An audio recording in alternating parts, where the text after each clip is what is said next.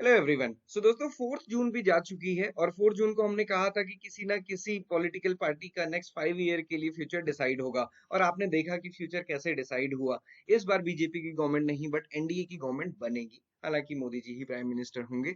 But NDA और BJP में फर्क क्या है? बीजेपी की जब मेजोरिटी थी तो वो अपनी आइडियोलॉजी अपनी चीजों के अकॉर्डिंग वर्क कर सकते थे, बट अब वो अलायंस में है, मतलब सहयोगियों के साथ सहयोग लेके काम करना है।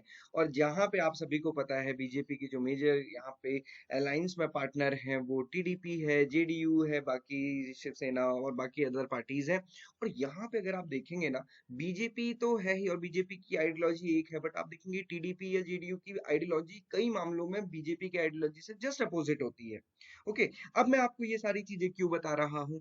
इसलिए बता रहा हूँ कि लास्ट टाइम जो थी वो बीजेपी की मेजोरिटी में गवर्नमेंट थी, उनके जो नंबर थे वो 272 से ऊपर थे। इस बार वो नंबर नीचे हैं तो उन्हें कोई भी डिसीजन लेने में अपना डिस्कशन करना पड़ेगा सहयोगियों से। तो उस कंडीशन में क्या होता है? दूसरी न्यूज आप देखिए पहले यहाँ पे। इंडिया डिसाइड, इंडिया क्या है? इंडिया गठबंधन है, वो भी एक अलायंस है। Decides to keep doors open for Naidu and Nitish. तो मतलब जो इनके कोalition पार्टनर हैं उनके लिए इन्होंने दरवाजे अपने ओपन किए हैं। अगर कभी भी वो इधर से इधर स्विच करते हैं तो इधर की गवर्नमेंट गिर के इधर की गवर्नमेंट बन सकती है। तो आप समझ सकते हैं कि कितना कम्पिटिटिव माहौल रहना पड़ेगा। और ऐसे में जो अलायंस के पार्टनर होते हैं उनको हमेशा खुश रखना पड़ता है। अब ये सारी चीजें अगेन हम क्यों डिस्कस कर रहे हैं और इसको समझेंगे इस चीज से। आपने देखा कि ट्यूसडे को, terrible Tuesday, investor suffers 31 trillion shock, benchmark slips 6%, bank Nifty down हुई। ये सारी चीजें क्यों हुई?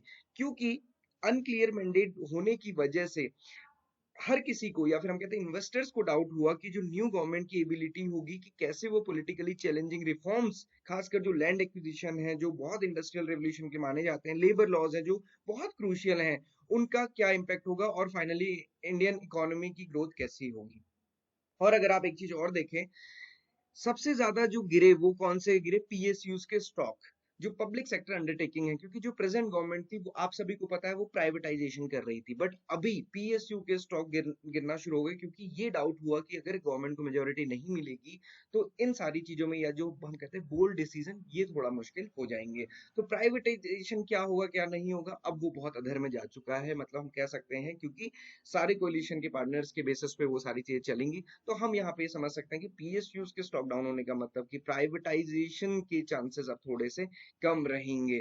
तो ये एक अच्छी न्यूज होगी उन स्टूडेंट्स के लिए जो बैंक के लिए प्रिपेयर कर रहे हैं या उन लोगों के लिए जो बैंक में ऑलरेडी जॉब कर रहे हैं। कल हमने देखा कि बहुत सारे एग्जाम्स के जो रुके हुए थे वो सब नोटिफिकेशन या फिर हम कह सकते हैं रिजल्ट अनाउंस हुए, इंटरव्यू के शेड्यूल अनाउंस हुए हैं। और साथ ही साथ हमने ये देखा कि आईबीपीएस आरआरबी एएफओ का ये कटिंग शेयर हुआ। आई डोंट नो कि ये कितना जेन्युइन है अभी, बट ये जेन्युइन ही होगा क्योंकि लास्ट ईयर 1 जून को आया था और डेट्स तो ऑलरेडी अनाउंस्ड हैं। यहाँ पे आप देखेंगे प्रीलिम्स का एग्जामिनेशन डेट्स में होना है। आईबीपीएस आरआरबी एएफओ का जो एग्जामिनेशन है वो 29 ऑफ सितंबर को होना है, तो नोटिफिकेशन तो आना ही है। तो ये मोस्ट प्रोबेबली ये ठीक ही होगा। बट यहाँ पे समझने की क्या बात है, इलेक्शन ओवर हो चुके हैं, कोalition की गवर्नमेंट बन गई है, गवर्नमेंट जॉब ज्यादा आएंगी क्योंकि अगेन लोगों को लुभाने के लिए या फिर हम कहते हैं कि जो यूथ है उसको अट्रैक्ट करने के लिए गवर्नमेंट एग्जामिनेशन या एम्प्लॉयमेंट एक बहुत बड़ा मुद्दा बनने वाला है। वो सभी के लिए, चाहे अपोजिशन हो चाहे प्रेजेंट गवर्नमेंट बन जो भी बनेंगी और उनके अलायंस है, सभी के लिए। तो एम्प्लॉयमेंट को ध्यान में रखते हुए, नई अपॉर्चुनिटीज को आते हुए ध्यान में रखते हुए आपको अपनी प्रिपरेशन करनी है और आपको खुद से पूछना है कि क्या आप रेडी हैं। मैं रोज 2 या 3 या 4 स्टूडेंट से डेली बात करता हूँ जिनका भी मुझे टेलीग्राम में आता है किसी भी गाइडेंस या उन सारी चीजों से रिलेटेड। डिफरेंट डिफरेंट टाइप की चीजें उनके पास होती है, डिफरेंट डिफरेंट टाइप के उनके डाउट होते हैं और उसमें जो मेजर कॉमन होता है यही कि किस एग्जामिनेशन को टारगेट करें। और एग्जामिनेशन को जब वो टारगेट करते हैं तो उनके माइंड में ये डाउट भी होता है कि आईबीपीएस एएफओ कितना अच्छा एग्जाम है, क्योंकि हम प्रिपेयर तो करते हैं बट बाद में बहुत लोग इसके बारे में नेगेटिव बोलते हैं कि जॉब ऐसी है वैसी है या फिर इसको छोड़ना है। तो ये तो मैं कई बार बता चुका हूँ इसके पीछे का क्या रैशनल है। आपको भी लगता है तो आप भी पूछ सकते हैं, मैं आपको फिर से बता दूंगा। बट साथ में आपको ये देखना है कि आप ऐसी क्या प्रिपरेशन करते हैं। प्रिपरेशन में सारी चीजें आती है अगेन कि आपका पोस्ट ग्रेजुएशन है कि नहीं है। अगर आपका है तो आप नए एग्जामिनेशन के लिए एलिजिबल होते हैं। साथ ही साथ आपकी प्रिपरेशन में क्वांट्स, रीजनिंग, इंग्लिश, एग्रीकल्चर के अलावा कौन से सब्जेक्ट हैं जो आपको रेडी बनाते हैं बाकी एग्जामिनेशन के लिए, तो इस पे ज्यादा फोकस करना है। सो दोस्तों मैं यहाँ पे कह सकता हूँ कि नाबार्ड का नोटिफिकेशन आने वाला है। आरबीआई को तो हमको लगता है कि एग्रीकल्चर के बच्चों के लिए है ही नहीं, जबकि बिल्कुल गलत बात है, क्योंकि अगर आप देखेंगे जो आईएक्सएमबी के सीईओ हैं, उन्होंने अपना करियर एएफओ से स्टार्ट किया था और उसके बाद उन्होंने ग्रेड बी आरबीआई ज्वाइन किया था। तो इतना मुश्किल नहीं है, और बहुत सारे मतलब हमारे सीनियर भी हैं वो डीईपीआर या फिर बाकी में आरबीआई उन्होंने ज्वाइन किया, हालांकि उन्होंने जिनका इकोनॉमिक्स सब्जेक्ट था, बाकी स्टूडेंट भी कर सकते हैं, जबकि ऐसा कुछ बहुत नहीं है, इकोनॉमिक्स और फाइनेंस की नॉलेज होना जरूरी है, बट ये थोड़ा सा आपको समझना है।